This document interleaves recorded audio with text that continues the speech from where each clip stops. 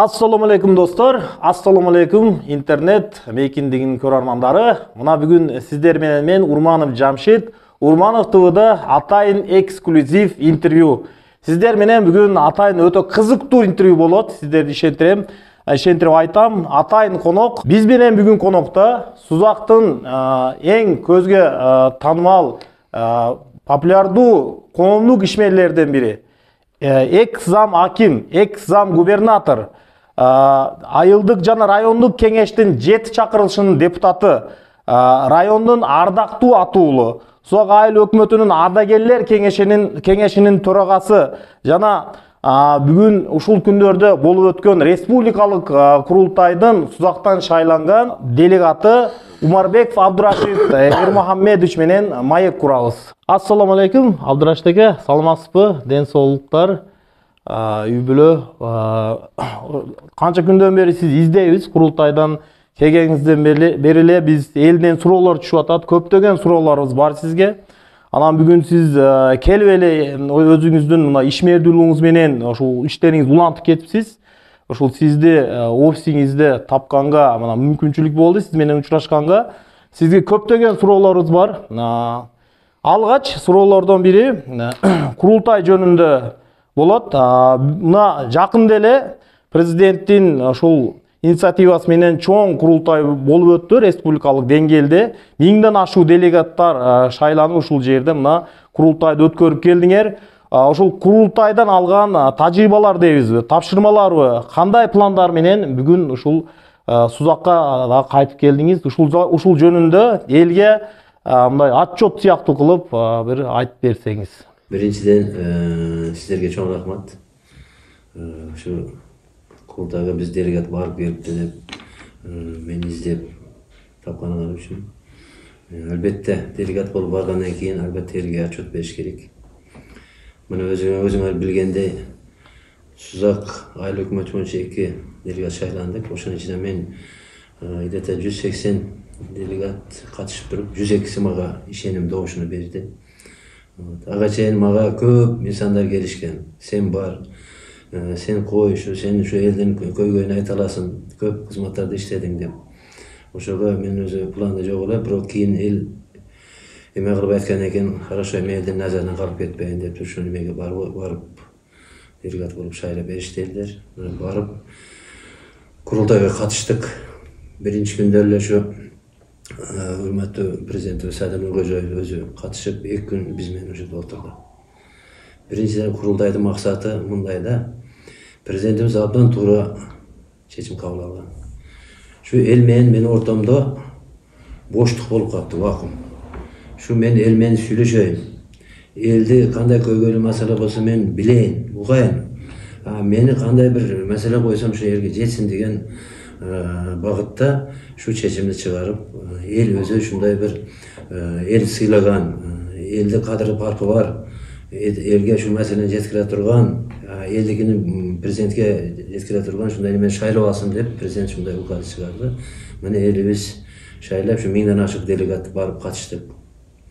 Катышып, кайталап айтам, биринчи күндөн 2 күн толук президент şu кечке биз менен отурду. Ар бир делегаттын сөзүн укту. Ар бир делегаттын кандай замечание болсо аны укту. Мен ойлойм, мен кайталап отурбайм, мен ойлойм президент абдан туура чечимге барган. Элди угайын деген. Эми делегаттар анча-мынчасы эмоцияга берип башка бир кичине мындай немелерди айтып берди, бирок негизи туура эле. Ушу айылда болуп аткан кемчиликтерди, кандай бир көйгөйлөр болсо ушуну эл айтты. Президент туура кабыл алды. Кийин өзүнүн стипендиясындагы ушу немелерге ар бир пунктка туура өзүнүн жообун берди президентибиз. Андан сырткары дагы бир президенттин жакшы бир эмеси болду. Ар бир министрди алып келип откозуп койду. Командасы менен ар бир министр фойелерде отуруп, кабинеттерде отуруп, кандай маселе болсо şu bizi кабыл алып, бизи şu көйгөйлөрүбүз, элди көйгөйлөрүн угушту. Мына өзүм лично мен көп Сузактагы көйгөйлөрдү өзүм кагазга түшүрүп жазып алып барганмын. Ошол жерде ар бир министерство өкүлдөрүнө жолугуп, министрлер менен сүйлөшүп, 4-5 маселени ошол жерде коюп, Кудай буйрса şu маселе чечилди. Биринчиден, мына өзүңөр билгендей, Suzakka bir 2 mektab kuruş gerek ekan. Elden bizge bo'lgan shu talabi shunday bo'ldi. Saytsanadi birinchi Sacha var ayılına bir kişi mektab kuruşumuz gerek. O jogordan el baldarыбыз kışın жазын күнү жагын карга карабастан şu Suzakka ылдый көрүшөт. Ошого bir mektab керек деп кагаз жүзүндө бердик министрликке. Экинчиден мына Сайлакбар мектеби. Где-то bir 700-800 bala graşiten eкен. Bir gazı 2800-3000'e jakın bala okuydu. Oşunu где-то bir 10-15 yıl burun Nargı Askerat ayarına yer ajratılgan Ayıl Hikmet tarafından. Şu mektep kurulsun. Hazır Saydılakbar mektebine o Nargı ucu seyrege tutaşıp etti. 4-5 kilometreden gelip kaldılar. Hazır 2800-3000'e jakın bala okusa, şu yakta kiçine bir 200 orunda hatta bir mektep kurulup alsa, Saydılı mektebinin zagrujunusu azayat. Elden köy meseleler şeçiledi. Meyli Saydılı mektebinde bir kanday nemeler kurulsa kuruluyorsun, birinci kezekte Askerata mektebine kuruluş gerek. Deyip şu meseleleri koydum. İkincisi buna köp biz işgeliler, bu yağı elimiz, Alabuqadan tartışır, oştu, nargı kadamca emesi geçen Özbekistan'a çekirdeşe degen, oşularda surao talepleri varlar. Özbekistan'a bizi tuğan uqtarına barışadıken, işgeliler işmeyen barışadıken, 3 gün egen kayrı je uçotka turuş gerek, je bolsa kaçış gerek eken. Oşoga birinci bolup şu delegatlar şu meseleni men götürdüm. Götürüp durup ana ustupayış bizden bir delegatımız ustupayışı oldu. O şu küçüğe de ayttım, şunu aytası var kişiğime ayttırdık. Ondan sırtkarı prezidentin yardımcıları bana ayttım. Bana ministerstvo MİT'e var mı diye. MİT'te adamlar da oturdu. Şu yerde zaten ministerler var iken şurama söyleşip durup bir cuma desem şunda bir proyekt yerde atağız ya da göstererek oldasına kanday desem şu 15 gün 20 gün bir ay kanday olur desem yaxşı olur dep. Kuday buyursa şu жаңы жылга чейин пока ичкимге айтпай турмун деген алар. Бирок мен шайлоочуларыма айтып коюшум керек. Жаңы жылга чейин bir ay Kuday buyursa biz işgeliler, başka arıge tuğan urukları barlar. Bir ay barıp durup, uçotka turbay o şerde yürüp, işleri pütürüp gelişke mümkünçülük olup kaldı. İkinciden buna o taşı MCS'men bir meseleleri söyleştik. Yılda buna sayda görüyorsunuz, sayda su ağıp gelip tolup alat say. Anan şu problemler köy sayt taşıp biter, olsa kança rasvatlar var başka. Şunu şu zaraneli planlaştırıp şu saydı tazalama meselesi. Ondan sırtkarı men koygan meselelerden biri Avtojol Ministerstva sosyal medyalarga koyduk. Buna respublikanskiy значениедеги жолдорду жылда şu planga kirgizip remontto meselesini koyduk. Ondan sırtkarı mına bizde ÇON degen yer var. Mına pasport stol, ZAGS bir sentralni обслуживание dep koyar. Şu yerde köp köygöyler var. Elde penal atat barsa kezek tiyet başka olan köp problemler boladat da şu mesele boyunca ayttık. Men ayttım bilişine şunday mesela şunu yolga koyuş gerek. Prezidentimizin maksatı şu elde birlik el birlik emas, birlik elge keçiş gerek. Dep oşularga da şu meseleleri koyduk. Ondan sonra sospamış meseleleri, bir yerde kança köygöyler var. Elde sosyal jaktan terbiye meseleleri, şunday meseleleri koyup her bir ministerskoga girip her bir ministerlerime söyleşip şu meseleleri koyup geldim. Benim maksadım şu el işenip şaylagandan keyin şu elden köygöylerine aytış boladı. Aytış boladı şu meselelerde çeçkindүү çeçişke hareket kılış boladı da benim aslında. Туура айтасыз. Ошол бардык сиз жеткирген ошол бардык көйгөйлөр боюнча деле видео отчетторду ошол курултайдын аралыгында берип турдуңуз. Массалык маалымат каражаттары жеке блогерлер дагы аны чагылтырганга аракет кылды. Биз деле күбөс болдук. Мен дагы бир курултай жөнүндө айтайын дедим. Алгач курултайда массалык маалымат каражаттарына көптөгөн массалык маалымат каражаттары кошоматчылар жөнүндө көп айтып калды. Анан делегаттардын өзүнүн тутушу боюнча ар түрдүү делегаттар шайланды. Кээ бирлери чынында ушул жерге татыктуу десең деле болот. Мен бая айтып өттүңүз. Мен өзүм эл көрсөттү. Чынында мен деле күбөмүн. Мен сиз эстесеңиз көчөдө көргөндө деле айттым. Сиз койбойсузбу? Сиз өзүңүз татыктуу болсоңуз дегенди, өзүңүздү кичине четке алдыңыз, башка мына жаштар барсын дегендей кылдыңызбы билбейм. Ушундай окуялар болду чынында. Анан мен деле өзүм сунушуму айткандан эл андан кийин сизди башкалар деле сунуштап айткандан кийин чынында 200 делегаттан 102 добуш менен көпчүлүктүн добуш менен экинчи орун мына 44 добуш эле алды. Сиз 102 добуш ал чоң добуш. Башка жерлерди дагы күзөттүк, андай добуш алган азчылык адам. Бирок ушул делегаттар ичинен эң көп добушка ээ болгон делегаттардан бири болуп шайланып бардыңыз айерге. Анан ушул делегаттардын ичинден чынында кошоматчылар болот, же болбосо сүрөткө гана түшүп, популисттик аракеттер, же мындай интернетте чыгып калайын деген адамдар деле жок эмес, тажрыйбасы жок жаштар деле болот. Же биринчи жолу баргандар ушундай окуяларга туш болот да. Анан ушулардын ичинде делегаттарды мындай бөлсөң, кошоматчылар болот, жөн эле барып калгандар, же болбосо чынында патриоттор болот. Ошол ишенич менен сиз айтсаңыз, сиз өзүңүздү ушулардын ичинен кайсы бирине мындай таандык деп ойлойсуз? Патриотсузбу чынында? Же болбосо мындай эл айтмакты дежурный болуп эле бардыңызбы? Ошолор жөнүндө дагы, делегаттар жөнүндө дагы бир айтып өтсөңүз. Жакшы суроо болду бул. Эми ушу 1000ден ашык делегат болду бул. Делегаттар ким кандай багытта баратынын билбейт экенсиң, бирок сүйлөгөндө, башка болгондо, кулаларда жүргөндө, башка болгондо көбүнү көрдүк.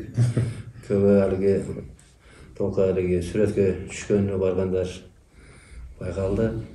Көбү эле ушу алиги популисттик жолдор менен өзүнү көрсөтүп, башка кылып. Мен андан алысмын. Өзүңөр жакшы билесиңер, мына эл жакшы билет. Мен ар дайым принципиалдуу иштеп жүргөн адаммын. Кандай адам болсо принципиалдуу мамиле кылам, принципиалдуу ушу иште менен ойлорду жүргүзөм ар дайым. Ошого менде андай эч качан популисттик ой болгон эмес, болбойт дагы. Кайда болсо актап, караны кара деп айтып жүргөн. Ошого мына мен айтып атам, Садыр Кожоевичке рахмат. Ушунчалык бир жакшы курултай уюштурупту. Бул Кудай буйрса өзүнүн результатын берет. Эч кандай мына 30 жыл тегерегинде мындай эл менен жолугуп, мындай бир маселелерди угуп, ушундай маселелерди көтөргөн бир президент болбоду. Садыр Кожоев мен макташтан алысмын бирок буну айтыш керек. Действительно бул иштеп мына ошо эл менен Кудай буйрса мына ошо элге чыгып атабы президентибиз. Элде Кудай буйрса мунун мөмөсү чыгат, результаты болот. Ошон үчүн мындай популисттик иштерден алысмын. Мына президент жасап аткан иштерин обязательно жасап атат деп айтышыбыз керек. Ал иш болуп атат. Эми андайлар да болду, туура айтып атасыз. Барып кайталап айтып коеюн. Ошо өзүн өзү көрсөтүп, башка кылып, неме кылдар да болду. Эми андайлар баягы ушундай кемчиликтер менен неме болот экен да. Мейли дагы бир сизге суроо. Курултайда көптөгөн сын пикирлер айтылды. Анан мактоолор деле айтылды. Ушул сын пикирлерди кээ бирлери чындыкка жакын, кээ бирлери чындыкка дал келбейт. Ушул жөнүндө же бүгүнкү күндө бийлик жасап аткан ушул иштер жөнүндө, мына чек ара маселелери, анан сиз көтөргөн ушул эки мамлекеттин мамилелери жөнүндө, ушулар жөнүндө жалпы эле Кыргызстанда ошо бүгүнкү күндө болуп турган ушундай саясат жөнүндө дагы бир өзүңүздүн оюңузду, позицияңызды билдирип кетсеңиз. Кээ бир бизде массалык маалымат каражаттарда, айрыча ушул интернет сегменттарында жөн эле комменттарда дежурный интервьючу же болбосо мынандай адам дегенден биз алыс бололу деп, но маекти болушунча табигый мындай багытта алып баралы деп айтайын дедим. Ошого сизге элге өзүңүздүн ушул пикириңиз, позицияңызды эле ачык айкын айтып өтсөңүз. Бүгүнкү бийлик кандай болуп атат, кандай жасап атат иштерди? Жакшы. Жакшы абдан туура суроо бердиңиз. Биринчиден биз туура айтып коюшубуз керек. Бийликтин мына чегере боюнча маселелер абдан туура деп эсептейм. Биринчиден мына жакында өзүңөр көргөн кече президентибиз ушу кол койду, ратификация болду, жогорку кеңештен өттү. Бул абдан туура болду. Коңшулар менен жакшы мамиледе болушубуз керек. Бу жерде президентибиздин албетте Камчы Кытыршаевичтин эмгеги абдан чоң. Муну айтып коюшубуз керек. Ушул киши түнү күнү дебей ушу чегерада жүрдү. Өзбекстанга барып сүйлөшөт, Тажикстанга барып сүйлөшөт, башка иштер болот. Өзү мен Камчыбек кызы жакшы билем, иш менен жүргөн жигит да мындай. Вот ошон үчүн бул кишини эмгеги абдан чоң дейт. Ошого мына Кудай кааласа жакшы. Мен мына ушул неме боюнча мен чегери боюнча мурунлап ойлоп жүргөнмүн да, ушу обязательно ушу комуңчулар менен жакшы болуш керек. Жакшы болуш керек деп. Ошон президентибиз абдан туура чечим кабыл алды. Бу жерде политикандар бар. Политикандар бар. Алги жасап аткан иштерди, жүрүп аткан иштерди тетирине көрсөтүп туруп, баягы бузарлар деп коебузбу, башкалар. Шу обязательно буларды башка жагын айтыш керек да.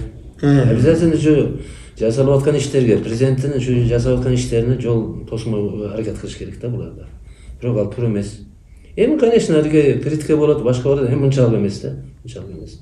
Мына чегере маселеси абдан туура чечилди. Кудай буюрса жакында мына Тажикстан менен чечилет деген жакшы сөздөр болуп атат. Мында чечилсе, комуңчулар менен жакшы мамиледе болобуз. Калым катташтарыбыз болот. Кудай буюрса бизе элибиз, Кыргызстаныбыз гүлдөп жашнайт. Экономикабыз Кудай буюрса мына сравнительный менде анализдер бар, жакшы кетип атат. Мындан кийин дагы жакшы ийгиликтерге жетишебиз деген менде жакшы ойлор бар. Туура айтасыз, Абдырашид Эрмухамедович. Чынында ошондой иштер болду, чек ара маселелер чечилди. Сиздин позицияңызды эле угуп атам. Бирок мен ушул жерде дагы бир сурооду айткым келет. Сиз көптөгөн тажрыйбаларга, мындай мамлекеттик кызматтарды иштеген адамсыз. Анан азыр деле Камчыбек Кыдыршаевич дагы эстеп өттүңүз, анын кылып аткан кызматтары, Садыр Нуркожоевичтин кылып аткан кызматтары элге. Көптөгөн жаккан, жакпаган тараптары дагы болот да. Эми элде бул, элде ар түрдүү пикирлер, ой пикирлер болот. Ошого карабастан сиздин тажрыйбаңыздан пайдаланып, кандай кеңештерди бүгүн бийлик тарабына, же болбосо ошол аткаруучу бийлик тарабына, же президентке кандай сунуштарды айткан болот элеңиз, ушул жөнүндө дагы бир позицияларыңызды, сунуштарыңызды айтып өтсөңүз. Кыргыз коомчулугунда болуп аткан ушундай иштер жөнүндө. Түшүнүктүү. Биринчиден мына туура суроо болду. Президентибиз мына эл менен жакшы маселелер коюп иштешип атат булар. Иштеп атат президентибиз баш болуп туруп. Муну бая айтып кетпедимби? Анча-мынча политикандар кайтарып айтат. Ушу жасалып аткан иштерди башка убакытта кылышып атат да. Ал туура эмес. Мен бир эмен бар эле, мен Курултайда ham маселени айтайын дегенмин. Жергиликтүү бийликтердин ролун көтөрүш керек. Кандай кылып?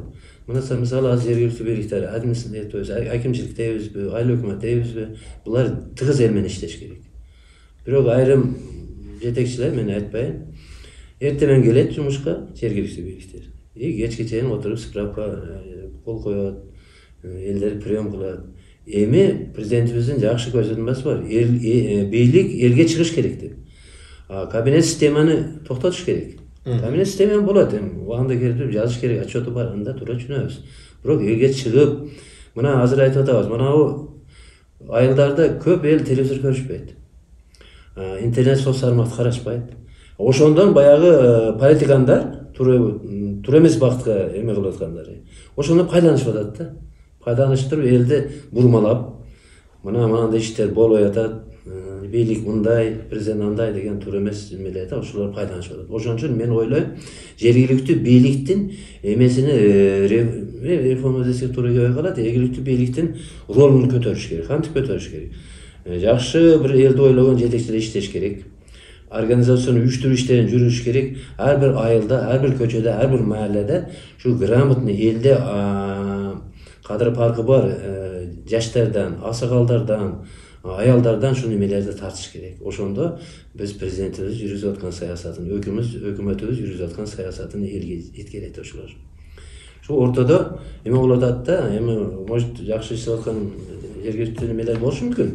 Бирок жергиликтүү бийликтер мени мына өзүңүз айтып кеттиңиз, көп нерсеге акылым жетип турат, көзүм жетип турат. Ошолор ушу эл менен жакындашпастан алысташып, качан эме болсо ушу элге мындай чогулуштар болуп калса чогулушка чыгарып ушунун эме болуп калышып атат да. Бул туура эмес деп эсептейм. Жергиликтүү бийликтин биринчи немеси элге чыгыш керек. Эл менен сүйлөшүш керек. Айтып өтүп кетпедимби? Значит, ошол эмелер менен айыл болобу, көчө болобу, маалла болобу, ушу мааллада ошо активисттер бар, элдеги сөзү өтүмдүү адамдар бар, аялдарыбыз бар, же жаштарыбыз бар, же аксакалдарыбыз бар. Ушуларды эме кылып туруп, мурда союз мезгилинде өзүңүз билесиз, агитаторлор иштеген. Бул бир жактуу иштешкен бар. Бирок буларды эми ошо агитатор катары кылып же башка бир багытта неме кылып туруп, эми туура иш кетип атат да. Шуну ушуларга эме кылса, ар бир көчөгө киришет, ар бир айга киришет, ушу президенттин, өкмөттүн жүргүзүп аткан иштерин булар жайылтат. Жайылтпаса, баягындай телевизор көрбөгөн, семей окубаган, интернет карабагандарды баягындай политикандар келип туруп бурмалап, башка багытка бурмалашып атат да. Вот ошончо ошондой менин тилегим бар эле. Мен барлар ошон үчүн жергиликтүү бийликти шу эл менен жакындатыш керек. Жакындаш керек. Чынында жакшы маалыматтарды бердиңиз, отчетторду курултай жөнүндө. Эми мен ушул жергиликтүү тургундар, Сузактын эли жөнүндө дагы бир суроолорум бар сизге. Мына бүт көйгөйлөрдү өткөндө дагы айтып өттүңүз. Кыржол болобу, Благовещенке болобу, Сузак болобу, Серниеви же болбосо Аралбы, бардык жерлердин көйгөйлөрүн алып айтканыңызды биз дайым эле угуп атабыз. Эми азыр мен жаштар жөнүндө дагы бир суроо берейин дедим. Көптөгөн жаштар ар түрдүү кандайдыр фанатизмге киргендери бар, ар түрдүү мындай кандайдыр бирдеги жетишпегендей болуп турат да жаштардын тарбиясында. Же бир кандайдыр идеологиябы, кандайдыр ушундай ошого сизде дагы бир бийликке сунушуңуз бар ушул жөнүндө, мына көптөгөн жылы тажрыйбага ээ бир саясатчы катары кандай пикирлериңиз бар? Айрыча биз Сузакта чоң көйгөй бул. Биринчиден үй бүлөдө жакшы тарбия ата-эне бериш керек. Баланы туура багытта окутуш керек. Түнү бир жака чыкса, каяка баратасың, качан келесиң, ким менен деп туруп ата-эне биринчи тарбияны ата-эне берет. Ата-эне бергенден кийин анан бала кандай багыт алат, бул баланын эстүү акылдуу. Ушу эстүү акылдуу болушуна да ата-эне себепчи болуш керек да. Себепчи болуш керек. Эми азыр жаштарды көрүп атабыз. Анча-мынча немелер башка жолго кирип кетишип атат. Бирок эми, конечно, бу жерде жаштар боюнча идеология иштеш керек. Жаштар боюнча бир мына мурун өзүңүз билесиз, комсомол иштеген союз мезгилде. Пионерский организация иштеген, пионерский бажактар болгон. Эми андай болбойт эми, бирок шу баягы айтып кетпедимби? Шу ар бир көчөдө, ар бир айылда шу өзүнүн жаштарына лидерлер болуш керек. Туура багыттагы лидерлер болуш керек. Шу саясат туура түшүндүргөн, туура багыт берген ушундай немелер болуш керек. Ошон үчүн таки аксакалдардан, аялдардан шундай болуш керек да.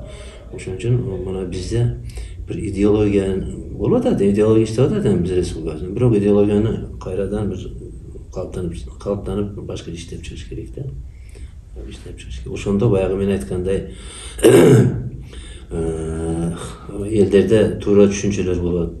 Айтып атамбы, мен кайтарып айтайын, ошол эле телевизор көрүшпөйт, интернет карашпайт, башка социал тармактар карашпайт. Мындай немелер, шундай экен десе, аргене туура эмес политикандар ошого бурулуп кетишип атат да. Ошон үчүн ушу жаштар боюнча, аксакалдар боюнча, допустим, аялдар боюнча, башка боюнча ушу женсоветтер башка идеологиялар иштеп туруп, идеология бир немени иштеп чыгышыбыз керек да. Ошондо айыл өкмөттөр жергиликтүү бийликтерге ушу идеологиянын үстүндө иште десе иштейт. Мен азыр айтып атамгы, анча-мынча жергиликтүү бийликтер эртең келет, кечкирин кетет болду. Анча-мынча элдер приемга келсе прием кылып коет. Наоборот, ошо элдерге чыгып, айыл-айылдар, көчө-көчөлөргө бат-бат барып ушу элдер неме кылып турса, приемга келишпейт элдер. Туура. Ошондо заодно мына жүргүзүп аткан иштерди өкмөтүбүз, президентибиз жүргүзүп аткан жакшы иштерди элге түшүндүрүш керек ошолор. Ошон үчүн ушул багыт боюнча бир идеологияны иштеп чыгыш кезде менин колдон келгенче мен идеологияны дагы жандандырганды сунуш кыласыз. Сунуш кылам. Колдон келгенче мен эгер ушул не болсо мен жардам беришке дайым.